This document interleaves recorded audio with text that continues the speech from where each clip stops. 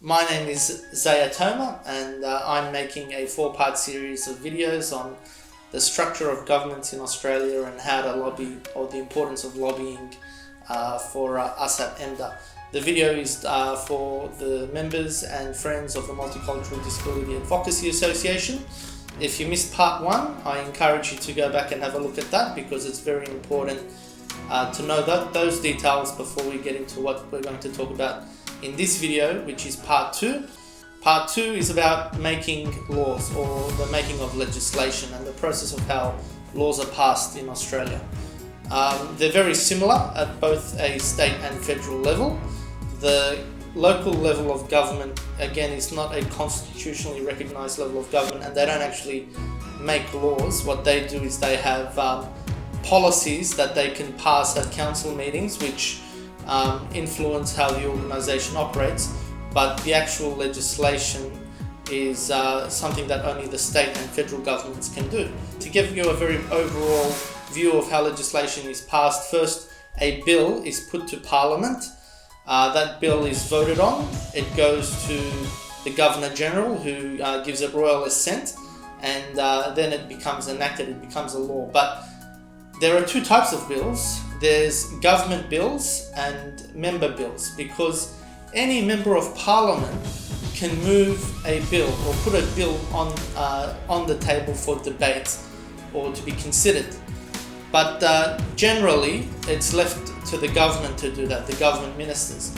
And there'll be a trigger, there'll be a reason that a law needs to be made, and that could be because the community has lobbied for it.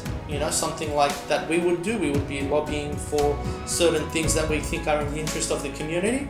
It could be because a problem has occurred and it's been brought to the attention of the minister through a government department. So, for example, if the police notice an increase in the level of people using mobile phones while driving, that gets reported to the police minister, and he's given advice that a new law is needed.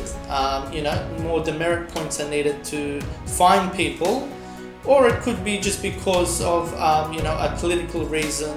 But for whatever reason, it's come to the minister's attention that a new law needs to be made, and that is triggered. So what he will do is come up with the gist of what the law needs to be. So, for example, he would say, I want a law that fines people for using their mobile phones while driving. Now that will go to the Parliamentary Council's office, and these are the lawyers and who will actually draft the legislation, the bill, into a draft bill form, and they will give it back to the minister. Now they are the experts; they know how to make what the minister wants a reality. So it's basically, he just says, this is what I want, and he gives a general idea, but it's the Parliamentary Council that word the bill in such a way to make it presentable to the Parliament. Now, if a private member wants to move a bill, he still goes through the Parliamentary Council to get the draft bill, the wording of the draft bill. But at the moment, we'll just talk about the government ministers.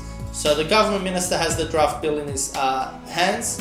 It goes to a House committee. So the lower house or the Senate both have what is called a House committee, and that is made up of a group of members of Parliament who are interested in particular issues, such as the Finance Committee or the Foreign Affairs Committee or the Law and Order Committee, and they will consider it on behalf of the entire House, and they'll have their recommendations on the bill put. So they might recommend voting for it, or they might recommend not voting for it. Then it goes to the lower house, or it can be put into the Senate. But let's say it goes to the lower house.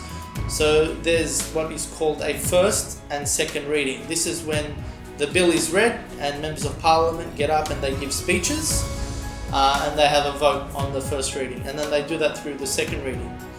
There's also a third and final reading, and all of them are the same. The members of Parliament are allocated to give speeches, and then they vote. Once the third reading is done, the minister has the right of reply, so he thanks all the members of Parliament that have spoken on the bill.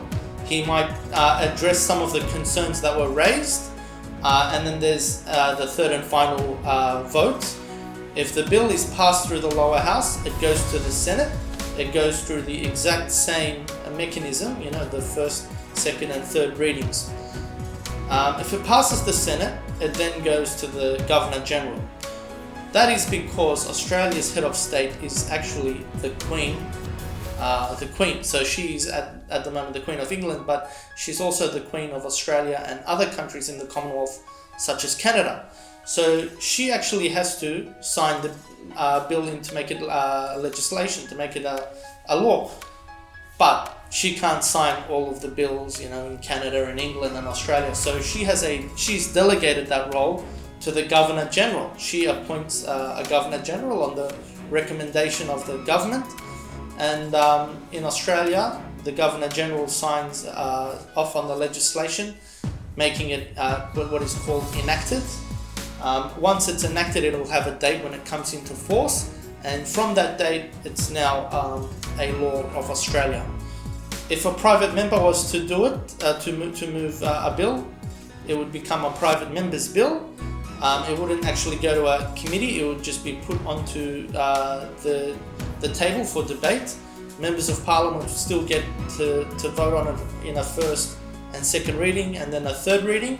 And then he would have the right of reply as the mover of the motion to address any concerns before the third and final vote, and then it would go on to the next house. If a bill comes in through the Senate, it gets passed through the Senate, but then it goes to the lower house, and it has to pass the lower house as well before it goes to the Governor General if it's been passed. During a civil war in England, which was protracted and nobody won, it became a tie. The king and the rebels came to an agreement, and they signed what is called the Magnificent Contract, or the Magna Carta, and that took away powers from the king and allowed for democratic elections.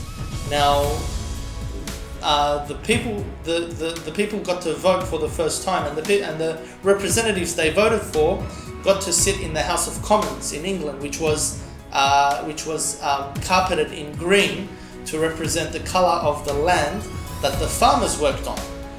And the king got to appoint representatives to the House of Lords, and they sat in a room which was carpeted in maroon.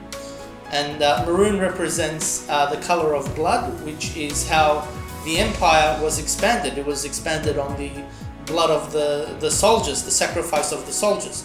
So that is why the House of Lords, or the Senate, is maroon, and the lower house, or the inner House of Representatives, is green. Green is representing the farmers, or the land, or the common people, and the maroon represents the royal appointees, or the lords, or senators. Thank you. That's part 2. Please join me for part 3.